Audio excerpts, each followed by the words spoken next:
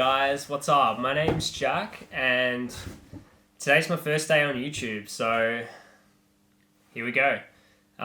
So basically, I've always wanted to do this video to maybe help people learn a new language. It's been especially common in this COVID time. Everyone wants to, pick up a new hobby, learn a new skill, become the new me, whatever, all that sort of stuff.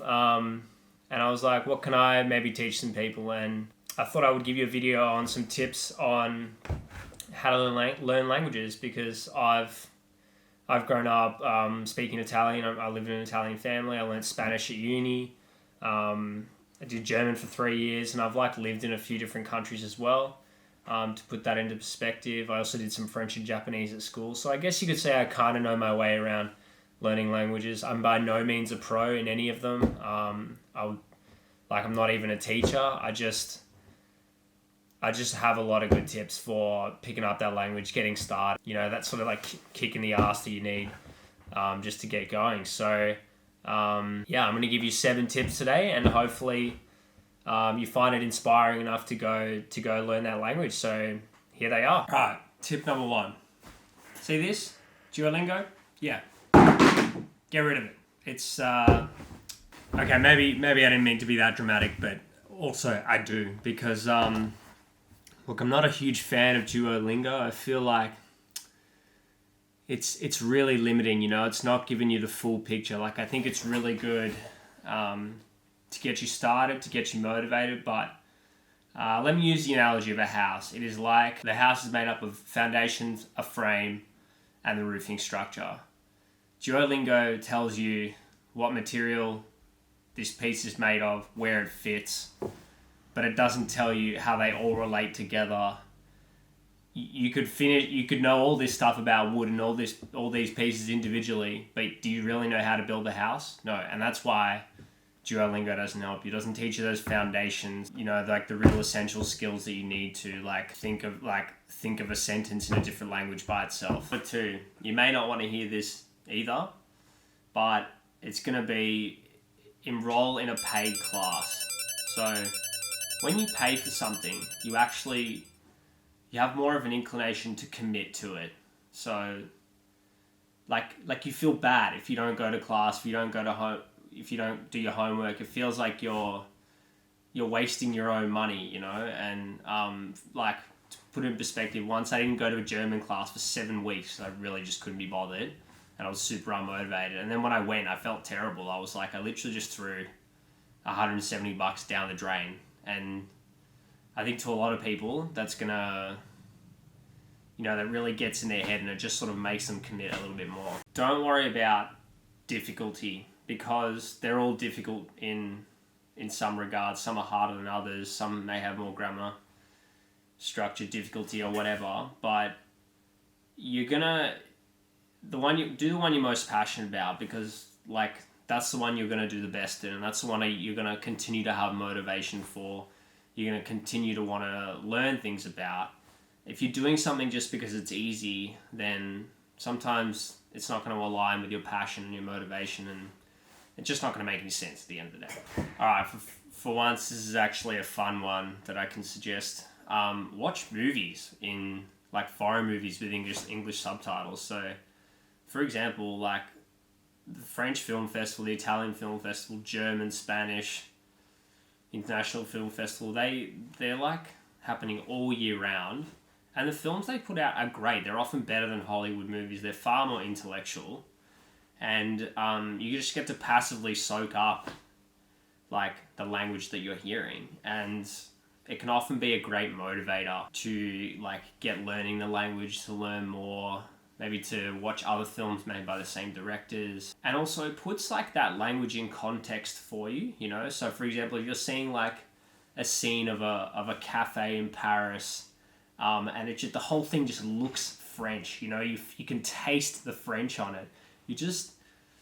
You got to feel so much more immersed and motivated to go get learning it. And then when you really level up, you can say, for example, watch the French movie with French subtitles.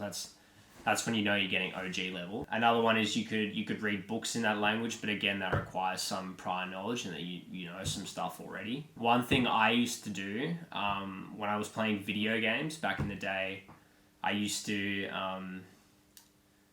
chuck it on like the Italian audio track but with English subtitles. So it'd be dubbed in Italian and then you'd like read the English subtitles, and like it's just, you know, I didn't think anything of it. I was just like playing games and hearing Italian. I'd be like, yeah, whatever, this is all right. Another one is obviously music. Like everyone listens to music. If you don't listen to music, you're honestly probably a psychopath. I'm sorry. For example, most of us know Shakira. Most of us know her English-made songs. If you actually go look out there, look up Shakira's Spanish songs, and they sound exactly the same, but with like an original Spanish version. Sorry. Yeah, so that's another way, a good way to like passively immerse yourself, get motivated, and whatnot. Alright, this next one's also really important. You have to set goals, you know? So, it sounds like a really dry word, but it just works for everything. So, say for example, like one goal could be, I want to go to country X and speak language X in order to, I want to be able to order a coffee, ask directions, and count up to 3,000, for example. These are all like definable goals, you know, and as soon as you say that, you've now got something to work towards. For example, a lot of my goals have been, I want to be conversational in a language. I don't really care about like, can I write a poem in German? Can I write as good as Goethe or whatever?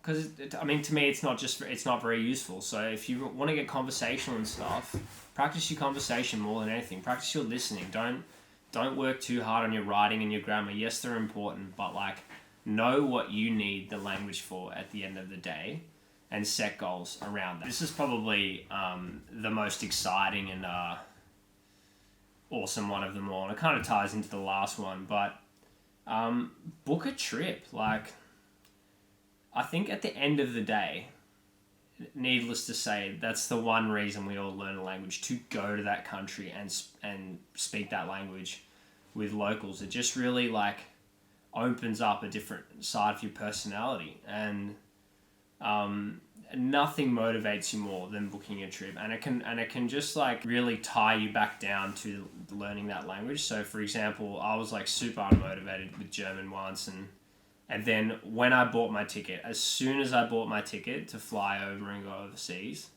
that's when I was like, right, it's happening now. I'm committed. Let's do this. Now I know exactly what I have to work to.